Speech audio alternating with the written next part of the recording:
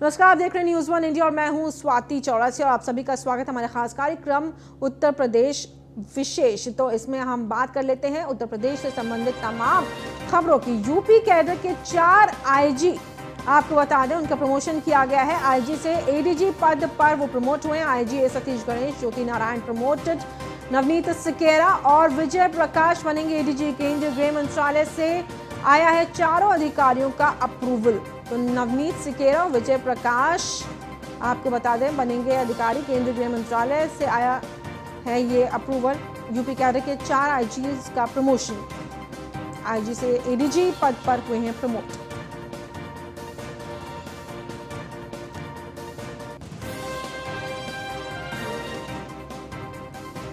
नवनीत सिकेरा और विजय प्रकाश बनेंगे अब एडीजी। केंद्रीय गृह मंत्रालय से आया है चारों अधिकारियों का अप्रूवल।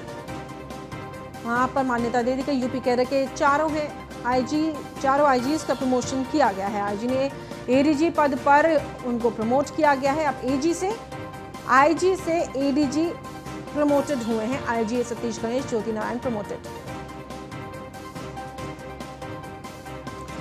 और केंद्रीय गृह मंत्रालय से चारों अधिकारियों का अप्रूवल आया है।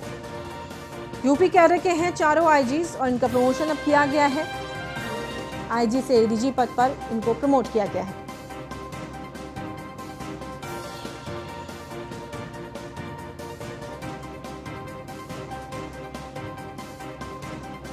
नवनीत सिकेरा और विजय प्रकाश को प्रमोट किया गया। गृह मंत्रालय से अप्रूवल आए हैं।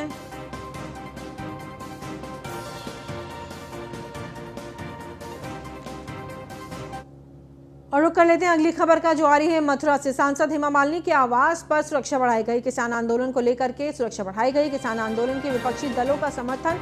आपको बता दें विपक्ष ने मंत्रियों और सांसदों के आवास घेराव की चेतावनी दी थी और इसी के मद्देनजर हेमा मालिनी के घर के पास सुरक्षा बढ़ाई गई है। उनके घर के बाहर सुरक्षा बढ़ाई गई। किसान आंदोलन को लेकर के विपक्षी दल लगातार समर्थन दे रहे हैं और इसी के मद्देनजर सुरक्षा बढ़ाई गई है कि कुछ विपक्षी पार्टियों ने आह्वान किया था कि हम किसानों का समर्थन करेंगे और माननीय सांसद जी के आवास पे, मतलब जितने भी सांसद हैं सभी के आवासों पे जाके और उनका समर्थन के लिए हम कुछ यहाँ पे अपना डेमोन्स्ट्रेशन देंगे।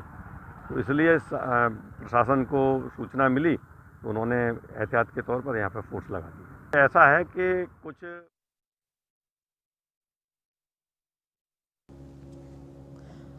और इसी खबर पर ज्यादा जानकारी के लिए हमारे संवाददाता गगन मौजूद हैं फोन लाइन पर। गगन, सांसद हेमा मालिनी के घर के बाहर सुरक्षा बढ़ाई गई है। तमाम जो विपक्षी दल हैं उन्होंने कहा है कि तमाम बीजेपी के नेता और मंत्रियों के घर के बाहर विरोध प्रदर्शन करेंगे। इसके मद्देनजर अब सुरक्षा बढ़ाई गई है। गगन जी, मैं बता दूं आपको, किसान आंदोलन के चलते जो है सांसद हेमा मालिनी के आवास के बाहर, उनके जहां वो रहती है कर्ज कॉलोनी के बाहर जो है पीएससी तैनात कर दी गई है। सुरक्षा व्यवस्था अधिक तौर पर बढ़ाई जा रही है। बताया जा रहा है कि लंबे समय से किसान आंदोलन जो चल रहा है उसी के चलते जो है ये सुरक्षा व्यवस्था बढ़ाई गई है। जी, इस तमाम जानकारी के लिए गगन आपका बहुत बहुत धन्यवाद। तो हमारे संवाददाता गगन हमारे साथ जुड़े हुए थे और आपको बता दें कि तमाम बीजेपी के नेता और मंत्रियों के घर के बाहर सुरक्षा बढ़ाई जा रही है और इसी के मद्देनजर सांसद हेमा मालिनी के घर के बाहर, जो मथुरा में उनका घर है, उसके बाहर भी सुरक्षा चाक चौबंद कर दी गई है। और अगली खबर ग्रेटर नोएडा से। एसओजी क्राइम ब्रांच की शार्प शूटर से मुठभेड़ हुई है। शूटर ने सुपारी लेकर के वकील फतेह मोहम्मद खान की हत्या की थी। ग्रेटर नोएडा के बीटा 2 थाना क्षेत्र में ये पूरी मुठभेड़ हुई है। आपको बता दें ये इस वक्त की बड़ी और अहम खबर जो आ रही है। शूटर ने सुपारी लेकर के वकील की हत्या की साजिश रची थी और ग्रेटर नोएडा के बीटा 2 थाना क्षेत्र में ये मुठभेड़ हुई है। Greater Noida SOG crime branch की शार्प शूटर से मुठभेड़।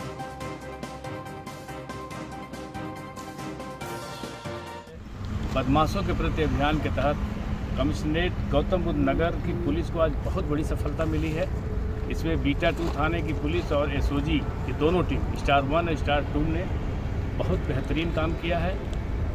18 दिसंबर को दिन दहाड़े सनसनीखेज एक हत्याकांड हुआ था जिसमें एक एडवोकेट की हत्या की गई थी बीटा 2 थाने क्षेत्र में और बिल्कुल अननोन मर्डर था।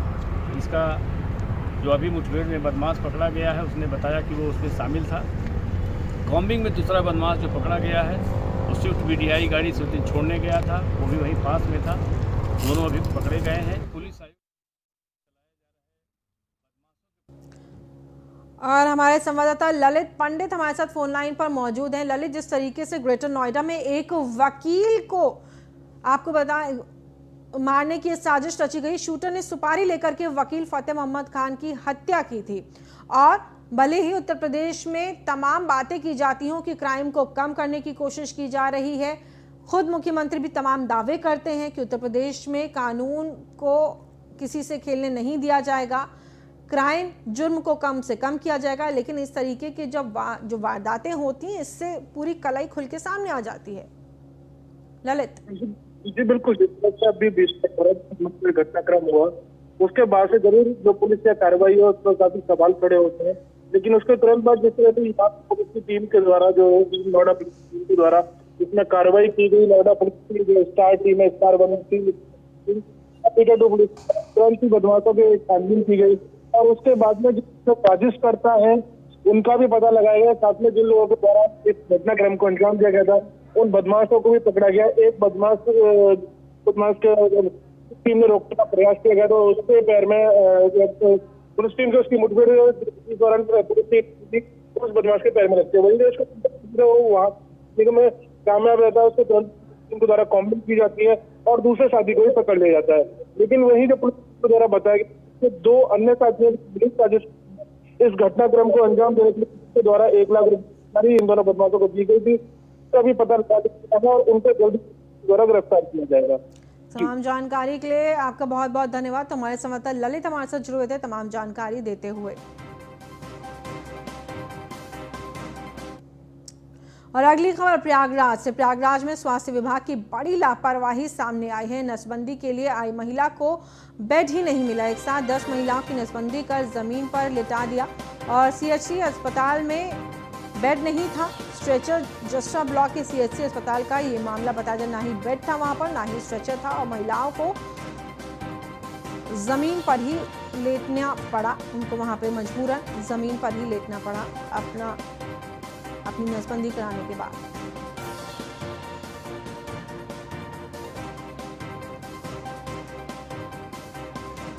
और नसबंदी के लिए आई महिलाओं को नहीं मिला है बेड।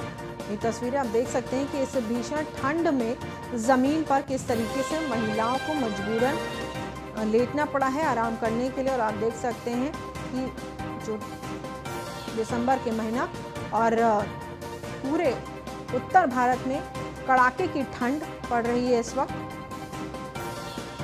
और अब ये घटना प्रयागराज, जबकि खुद भी काफी तेज ठंड पड़ती है। राज बहादुर हमारे संवाददाता हमारे साथ जुड़ गए हैं। राज बहादुर, जिस तरीके से CHC अस्पताल में ना बेड मिला महिलाओं को, ना ही स्ट्रेचर मिला, उनकी नसबंदी कराई गई और उसके बाद कम से कम उनको कुछ समय के लिए तो कम से कम एक बेड मिलना चाहिए था। अगर कमी भी थी बेड की तो उसके बावजूद भी, जैसे कि ये बता दें कि जसरा CHC अस्पताल का है ये पूरा वीडियो। मौके पे वहां पे कल करीब 20 महिलाओं का नसबंदी की गई और जमीन के फर्श पे लटा दिया गया, और जो कि स्वास्थ्य विभाग महिलाओं की तरफ से बहुत बड़ी घोर लापरवाही है, जो कि मौके पे प्रशासन को बेड तक महिलाओं को मुहैया नहीं कराया गया और जो कि स्ट्रेचर भी नहीं मिला, जो कि महिलाओं के उसी बिस्तर के जमीन पे लेटाया गया है। अगर स्वास्थ्य विभाग की बात करें तो खामियां बहुत बड़ी महिलाओं के साथ घटना को अंजाम दिया जा रहा है। जी अब तक ये जानकारी तमाम आला अफसरों को भी मिली होगी, बड़े डॉक्टर्स को भी मिली होगी, क्या किसी एक्शन की बात कही गई है? क्योंकि देखिए उत्तर भारत में इस वक्त तेज ठंड पड़ रही है, ऐसे में महिलाओं को इस तरह से ज़मीन पर सोने को मजबूर होना पड़ा है। ये तमाम जो स्वास्थ्य विभाग के दावे किए जाते हैं कि उत्तर प्रदेश में स्वास्थ्य सुविधाएं बहुत अच्छी दी जाती हैं, उसकी कलई खोल के रखते हैं। जैसे कि अभी बता दें प्रयागराज में स्वास्थ्य विभाग की बहुत बड़ी लापरवाही है। जैसे तरुण डॉक्टर CHC अस्पताल से जब ये संपर्क किया जाता है तो उसने टाल मटोल के देश का हवाला मीडिया के सामने आने के से भागते हैं ना, और जब एक खामियां को मीडिया ने दिखाना चालू किया तो जांच की करवाने की बात करते हैं कि बहरहाल कि इतने ज्यादा बेड नहीं उपस्थित है तो शासन को आपने लिखित चिट्ठी भी नहीं दी है। तो अब देखा गया कि आज महिलाओं का 20 से ज्यादा नसबंदी का ऑपरेशन किया गया जो कि जमीन के फर्श पे लिटाया गया। अगर ये बात ये प्रशासन जी। जिला प्रशासन भी इसके लिए मौन बैठा ठीक है। है। तमाम जानकारी के लिए आपका बहुत बहुत धन्यवाद। तो हमारे संवाददाता प्रयागराज से हमारे साथ जुड़े थे तमाम जानकारियां देते हुए। और अगली खबर इटावा से न्यूज़ 1 इंडिया की खबर का बड़ा असर हुआ। डीएम प्रीति सिंह ने मानिकपुर विशु गौशाला का निरीक्षण किया है। गौशाला में कई गायें आपको बता दें बिल्कुल मरने की स्थिति में पहुंच गई हैं। डीएम ने मामले को संज्ञान में लेकर के मामले की जांच के आदेश भी दे दिए हैं। गौशाला में कई गायें मरणासन अवस्था में देखी गई हैं, यानी कि बेहद खराब हालातों में गाय, जबकि खुद मुख्यमंत्री इसके ऊपर तमाम बातें कह चुकी हैं। गौशाला बनाने की बातें हो चुकी हैं और तमाम बड़ी बड़ी योजनाएं लाई जाती हैं और बड़े बजट पास किए जाते हैं, लेकिन उसके बावजूद भी ये स्थिति है।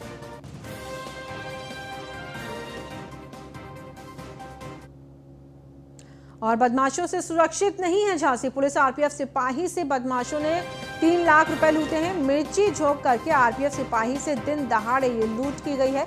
मुकदमा दर्ज करके मामले की जांच कर ली गई है। तो ये झांसी का पूरा मामला, आरपीएफ सिपाही से 3 लाख रुपए लूटे गए। मिर्ची झोंक करके आरपीएफ सिपाही से दिन दहाड़े ये लूट हुई है। शिकायत की गई है थाना प्रेम नगर में, उसके साथ आंख में मिर्च डाल करके पैसे लूट लिए गए हैं, जो उनके हिसाब से 3 लाख रुपए हैं। मौके पर परिस्थितियाँ जब देखी गई तो घटना संदिग्ध लग रही है, फिर भी अभियोग पंजीकृत करके उसकी विवेचनात्मक कार्रवाई की गई। कहाँ से आ रहा था, कौन व्यक्ति है जी? एक अपने को आरपीएफ में सिपाही बता रहे हैं और सादे कपड़े में था वो मोटरसाइकिल से। उसने बताया कि पीछे से कुछ लोगों ने आवाज़ दी, जब वो रुका तो उसके आग में मिर्च डाल करके पैसे लूट लिए गए। प्रथम दृष्टया घटना संदिग्ध लग रही, विवेचना। तो आपको बता दें कि बदमाशों से सुरक्षित नहीं है झांसी पुलिस। आरपीएफ के सिपाही के साथ दिन दहाड़े इस तरह की वारदात होना यूपी में कानून व्यवस्था के ऊपर सवालिया निशान खड़े करती है। मुकदमा दर्ज करके मामले की जांच पुलिस ने शुरू कर दी है।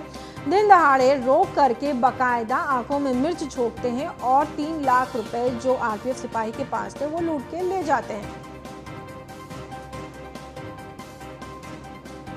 और अगली खबर यूपी से आपको बता दें जो आ रही है वो है राजधानी लखनऊ की। यूपी के लोगों को अन्य राज्यों में सुरक्षा देगी सरकार।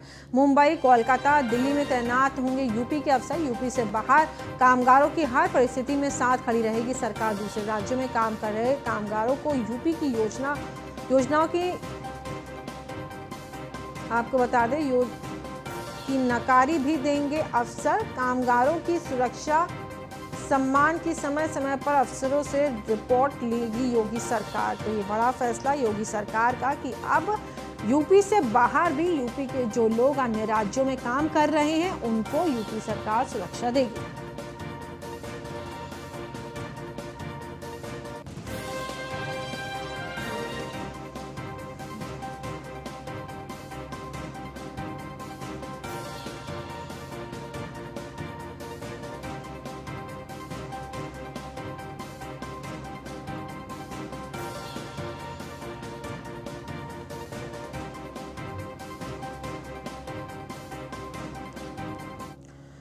और अगली खबर भी लखनऊ से है। आपको बता दें तालीम और तरबियत संस्था का कार्यक्रम में मुख्य सचिव सूचना नवनीत सहगल भी मौजूद रहे। तालीम तरबियत संस्था के द्वारा अयोध्या में की जाएगी वर्कशॉप। आत्मनिर्भर भारत अभियान के तहत ये वर्कशॉप की जाएगी। वर्कशॉप में नौजवान उद्यमियों महिलाओं को दी जाएगी तालीम।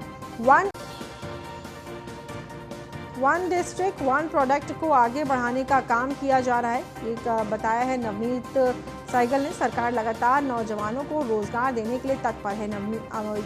और ये भी नवनीत सहगल ने आपको बता दें रिपोर्टर्स से बात करते हुए, पत्रकारों से बात करते हुए उन्हें बताया वर्कशॉप से लोगों की स्किल को डेवलप का उद्देश्य है। युवा उद्यमियों को स्वरोजगार में लगाना सरकार की प्राथमिकता है। हम लोग ये प्रयास कर रहे हैं कि अधिक से अधिक युवाओं को स्वरोजगार से रोजगार से जोड़ा जाए। स्वरोजगार से जब जोड़ा जाता है तो वित्तीय जानकारियाँ होनी बहुत आवश्यक है। बैंकों से आप कैसे लिंकअप कर सकते हैं, बैंकों से कैसे लोन प्राप्त कर सकते हैं। उसके लिए जो संस्था है, इन्होंने एक बड़ा अच्छा कदम उठाया है। इन्होंने बैंकों को साथ जोड़ा है, बॉम्बे स्टॉक एक्सचेंज को साथ जोड़ा है। तो हम लोग इनके साथ जुड़ के आम उद्यमी में, युवा उद्यमियों में ये जानकारी बढ़ाने की कोशिश कर रहे हैं कि वो बैंकों से कैसे ऋण प्राप्त करके अपना उद्यम लगा सकते हैं, स्वरोजगार कैसे लगा सकते हैं, रोजगार के कितने अवसर। और वहीं किसान दिवस पर किसानों की आधुनिक तकनीकी और वैज्ञानिक विधि से खेती कर कैसे अपनी आय दोगुनी हो सकती है, ये खुद कॉन्ट्रैक्ट फार्मिंग कर खेती कर रहे हैं महाराजगंज के किसान। महाराजगंज में बढ़ाया गया है फार्म स्वामी गौतम पोद्दार और उनकी धर्मपत्नी डॉक्टर लता पोद्दार ने इसका मंत्र आसान भाषा में समझाया है। आइए समझते हैं कि क्या है कॉन्ट्रैक्ट फार्मिंग।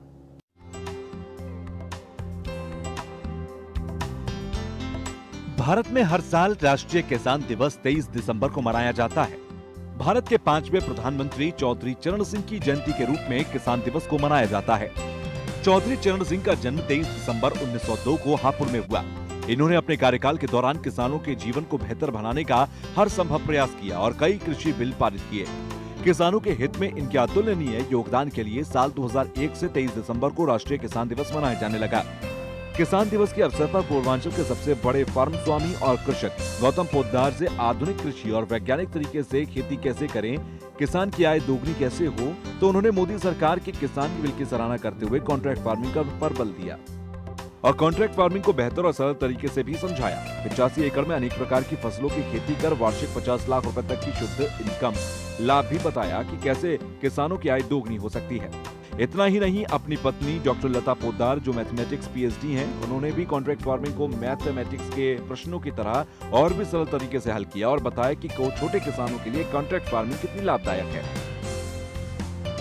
कॉन्ट्रैक्ट ग्रोइंग क्यों लोग डर रहे हैं? कॉन्ट्रैक्ट ग्रोइंग से जब तक कॉन्ट्रैक्ट ग्रोइंग नहीं होगा, 2 एकड़ का किसान, आधे एकड़ का किसान, पौना एकड़ का किसान इन्वेस्टमेंट कहाँ से लाएगा, कहाँ से ट्रैक्टर खरीदेगा, कहाँ से, यदि बैंक फाइनेंस कराएगा तो वो कैसे वापस करेगा? बैंक फाइनेंस कर दे रही है, वो उसी किसान उस कर्जे में डूब जा रहा।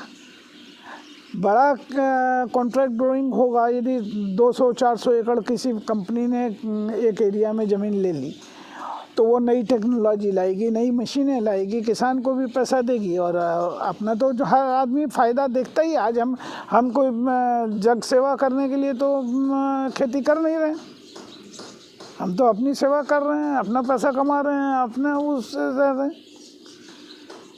और ये देखिए आप सारा जो देख रहे हैं ये इसी खेती से है मेरा। आपने भी कॉन्ट्रैक्ट फार्मिंग की है? हाँ, करी है। अभी मेरे पास 16 एकड़ जमीन कॉन्ट्रैक्ट में है। महराजगंज जनपद अंतर्गत बढ़िया फार्म स्वामी गौतम पोद्दार पूर्वांचल के सबसे बड़े कृषक के रूप में जाने जाते हैं। कृषि के क्षेत्र में राष्ट्रपति सहित केंद्र और राज्य सरकार द्वारा सैकड़ों पुरस्कारों और मेडलों से पुरस्कृत भी किए गए हैं। इनके द्वारा उगाई जाने वाली फसलों में केला, मौसमी, नींबू, धान, गेहूं, आलू, सरसों, पपीता, आम, चीकू, फूल आदि हैं। ऐसे में सैकड़ों फसलों के उगाने के साथ साथ पशु पक्षियों के भी शौकीन हैं और सैकड़ों प्रजाति के पक्षियों और दर्जनों नस्ल के गायें और कुत्तों के भी पालनहार हैं। यह आधुनिक तकनीक की खेती करने के लिए कई प्रदेशों से भ्रमण कर जानकारी इकट्ठा करते हैं और उत्तम तकनीक से खेती कर क्षेत्र में अपनी अलग अलग पहचान बनाए हुए हैं। अक्सर इस क्षेत्र के जमींदार और कई बड़े किसान इनके फार्म और खेती करने के तरकीब को सीखने आते हैं और आधुनिक तकनीक की खेती का लाभ उठाते हैं। इतना ही नहीं, क्षेत्र में तमाम लोगों को आए दिन ये सहयोग करते हैं, जिसके एवज में भारत के महामहिम राष्ट्रपति महोदय द्वारा गोल्ड मेडल भी प्राप्त कर चुके हैं। प्रधानमंत्री की इस योजना में या किसी भी योजना में मुझे ऐसा नहीं लगा कि उनका कोई भी गलत उद्देश्य है। इसमें मेरे को समझ में ही नहीं आता किसानों को क्या हानि हो सकती है। और इस बुलेटिन में फिलहाल इतना ही। देश और दुनिया की तमाम खबरों के लिए बने रहिए न्यूज़ 1 इंडिया के।